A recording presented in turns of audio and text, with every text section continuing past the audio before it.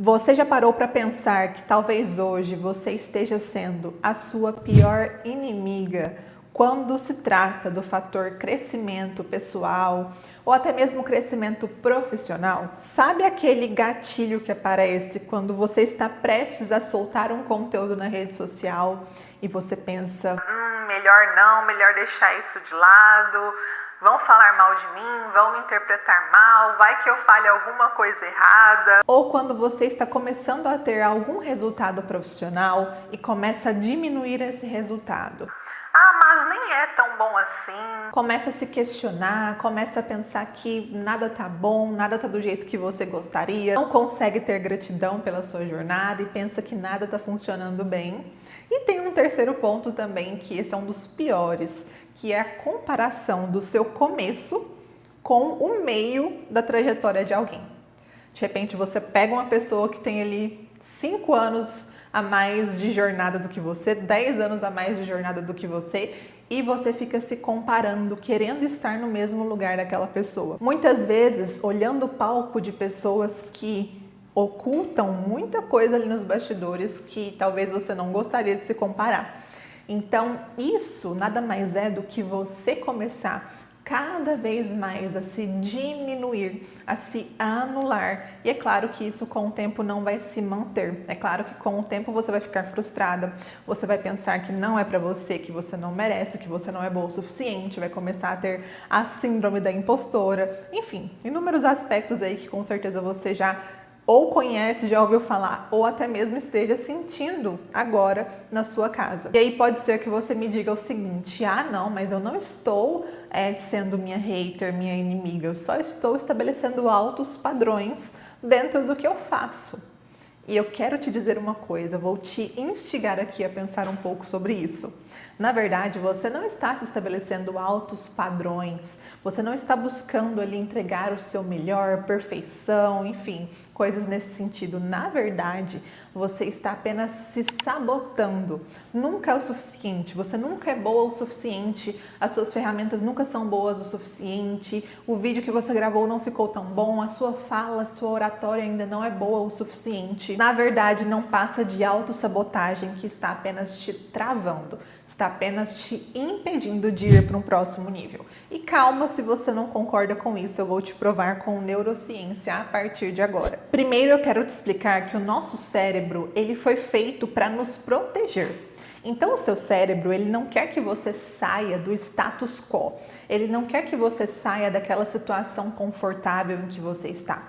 Ele quer que você sobreviva socialmente. Sabendo disso, ele sempre quer que você se mantenha ali tranquila, no seu conforto, sem exposição, sem ameaças. Então, sempre que você se expõe a mudanças, sempre que você se instiga a alcançar um próximo nível, ele vai te olhar e vai falar: Não, isso não tá legal, vamos dar uma segurada nisso, vamos ficar quietos, vamos ficar onde já estamos, que é confortável. E quando a gente fala, então, de crescimento nas redes sociais, quando a gente fala de exposição, a gente ativa um gatilho muito poderoso aqui, que é o da ameaça social.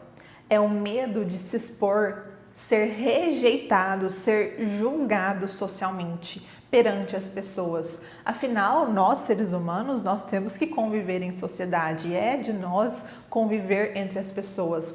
E quando se vê então uma exposição que pode me ameaçar diante dessa convivência social, o nosso cérebro vai começar a ficar ali preocupado e vai começar a entrar então em estado de defesa para que você saia dessa situação, para que você então não se exponha. Mais uma vez, é tentando se manter ali naquele conforto que ele sabe que ali tá tudo bem, que ali você não vai ficar exposta, que ali você não vai ser julgada. Mas é claro que falando racionalmente, a gente sabe que se manter na zona de conforto te mantém também sem crescimento, né? E a exposição então vai te proporcionar esse crescimento. Só que o seu cérebro, ele tenta te sabotar nesse sentido porque ele quer se manter no modo sobrevivência. Então, quando você fala que vai gravar um conteúdo para as redes sociais, o seu cérebro não está pensando no conteúdo em si. Ele está pensando já na exposição, na humilhação, na rejeição, no julgamento. Resumidamente, ele está pensando na avaliação pública diante dessa exposição. E aí, então, é quando você começa a pensar um monte de coisa que, no final das contas, a maioria nem vai acontecer. E aí a gente entra, então, num segundo fator que a neurociência também explica, que é o viés da negatividade. Pode perceber aí, se você tem 100 comentários positivos num vídeo, 100 pessoas te mandando directs positivos a respeito de um conteúdo, de um story que você postou, mas você recebe um comentário negativo, esse comentário negativo meio que anula todo o resto dos comentários positivos. E esse, então, é o viés da negatividade, a nossa tendência, a tendência do ser humano a, de fato, se apegar com aquilo que é negativo. E isso tem uma explicação muito interessante, porque no passado isso era questão de sobrevivência para nós humanos. Porque quando se ignorava, lá atrás, quando se ignorava alguma ameaça negativa, né, algum fator negativo dentro da nossa sobrevivência, isso poderia ser fatal àquela pessoa. Então, ainda hoje, nós temos essa tendência de observar demais, de nos atentar demais aos comentários negativos, às críticas, às pessoas falando mal do seu conteúdo, enfim, toda aquela coisa que quem cria conteúdo nas redes sociais já sabe muito bem do que eu tô falando. O terceiro fator é a questão da comparação, que está muito atrelada a status social. Então, muitas vezes, quando você vê uma pessoa crescendo mais rápido que você, talvez uma pessoa que nem tenha o tanto de conhecimento que você tem no dia a dia, na prática, no offline, mas está ali tendo bons resultados no digital, isso acaba pegando um pouco, você começa a se comparar, a pensar o que está faltando em você, o que está acontecendo de errado ali no seu conteúdo. E esse aqui definitivamente é um dos fatores mais perigosos que o seu cérebro pode fazer contra você. E sabendo disso, percebendo isso, a gente tem que buscar o quanto antes corrigir. E mais uma vez, a questão da comparação também é explicada pela neurociência, justamente pela questão do status social, pela questão do ser humano querer ter ali uma posição social, né, que seja favorável. E aí, quando ele sente que eventualmente tem alguém tomando esse lugar, ou enfim, sendo risco ali para ele começa a entrar nesse modo comparação, nesse modo alerta de, poxa, parece que tem alguém ali na luta contra o mesmo espaço que eu quero conquistar dentro do meu nicho, dentro do mercado. E por fim, um quarto ponto dentro disso tudo, que de fato abrange até mesmo todos esses pontos, esses outros 3 pontos que eu falei, é o mecanismo da autopreservação. Como eu falei para você no começo do vídeo, nosso cérebro ele tem a tendência de se manter no status quo ali, onde ele consegue se manter tranquilo, confortável e sem riscos. Isso nada mais é do que autopreservação. E quando você sente que algo não tá bom o suficiente, quando você se sente insegura ali para dar aquele próximo passo, ele automaticamente já vai te dizer: não vá, fique onde você está, não dê o próximo passo, porque aqui nesse próximo nível a gente tem muitos riscos, é melhor você continuar onde você está. Então, resumidamente, esses 4 pontos, se você sente que eles estão ativos dentro da sua mente de forma muito constante, isso é normal em todo ser humano, como eu falei, é questão de neurociência, mas quando isso começa a te travar de uma maneira irracional, é preciso que você perceba e haja para mudar essa situação. Porque, querendo ou não, a gente sabe que quem se mantém estagnado hoje, quem se mantém confortável, não está numa zona de crescimento. O crescimento ele vem justamente do desconforto. E a gente precisa comunicar isso para o nosso cérebro e mostrar que está tudo bem tentar crescer, que está tudo bem tentar ir para um próximo nível. Então, sabendo de tudo isso e também baseado na neurociência, é interessante entender que o nosso cérebro ele consegue se reprogramar. Ele consegue deixar para trás crenças como essas 4 que eu mencionei para você, que te travam, que te mantêm estagnada, e passar então a pensar da maneira que você deseja, substituindo então crenças negativas por comportamentos positivos que vão te fazer conquistar os resultados que você deseja. Mas antes de entrar então em como reprogramar o seu cérebro para pensar diferente do que hoje você vem pensando quando a gente fala de exposição nas redes sociais ou qualquer outro tipo de exposição que você venha a ter, você precisa ter para crescer, mas hoje não se sente à vontade, Eu quero antes que você me conte qual desses 4 pontos que a gente conversou aqui agora mais pegam para você, mais te travam, te bloqueiam. Qual seria? Me conta aqui nos comentários. E aproveitando, já peço para que você me siga no Instagram, é @biancamfr. Lá a gente fala sobre empreendedorismo feminino, sobre marketing de conteúdo, sobre posicionamento digital todos os dias. Então você será muito bem-vinda lá também. E é claro, vou te pedir também a sua curtida nesse vídeo, deixe seu like nele, caso você entenda que tem alguma mulher empresária, empreendedora que também precise saber um pouco mais sobre esse assunto e modular a sua forma de pensar. Encaminha para ela que com certeza vai ser muito útil. Agora então vamos entrar nesses 3 passos baseados em neurociência e modulação cognitiva para que você consiga destravar os resultados que você tanto deseja. E o primeiro deles é: regule a ameaça antes de tentar crescer. Não adianta você tentar crescer e ir para um próximo nível se você não entende quais são as ameaças que estão te bloqueando hoje. Então nomeie essa ameaça e regule ela. Por exemplo, a gente está falando aqui muito sobre exposição, né, nas redes sociais, criar conteúdo, que é o que eu vivo de fato todos os dias. Eu passei por isso há uns 5 anos, quando eu comecei a criar conteúdo nas redes sociais. Então, entendendo que a minha ameaça maior, quando o assunto era exposição nas redes sociais, era o medo de julgamento, era a síndrome da impostora, era o medo de me expor e errar ali, de ser rejeitada. O que é preciso fazer? Quando esse medo vem à tona, é preciso que você entenda que ele existe e é preciso que você quebre essa ameaça, que você pense com clareza o seguinte ponto: será que isso é real? Será que todo esse medo que eu tenho, todo esse receio que eu tenho, de fato vai acontecer? Qual é a probabilidade disso acontecer? Então, se eu tenho medo de, por exemplo, as pessoas... Postei um vídeo, esse vídeo recebeu 10 comentários e tenho medo de que 5 sejam críticas de pessoas falando do meu cabelo, da minha voz, da forma como eu exponho o meu conhecimento. Qual a probabilidade disso de fato acontecer? Das pessoas começarem a rir de mim, me mandar um direct quando assistirem um story falando mal de mim, enfim. A verdade é que essa probabilidade ela é muito pequena. Falando aqui de forma racional, esse estado de alerta, ele não faz tanto sentido se você for parar para analisar o cenário. Ele nada mais é do que simplesmente, então, um bloqueio emocional que você tem e que deve ser regulado e substituído pelo seguinte pensamento: qual a probabilidade disso acontecer? Se isso vier a acontecer, o que vai acontecer comigo? O mundo vai acabar? Eu vou ficar, enfim, extremamente triste, desolada? Vou parar de produzir conteúdo e é isso?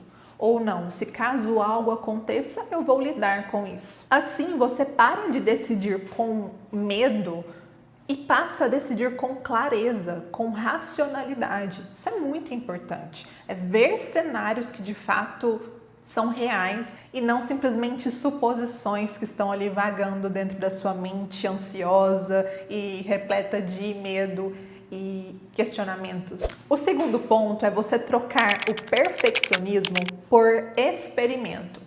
Muitas pessoas têm a crença de que se não entregar algo perfeito, aquela coisa impecável, ela está abaixando o seu nível de merecimento, o seu nível de qualidade e decretando que ela não é boa o suficiente.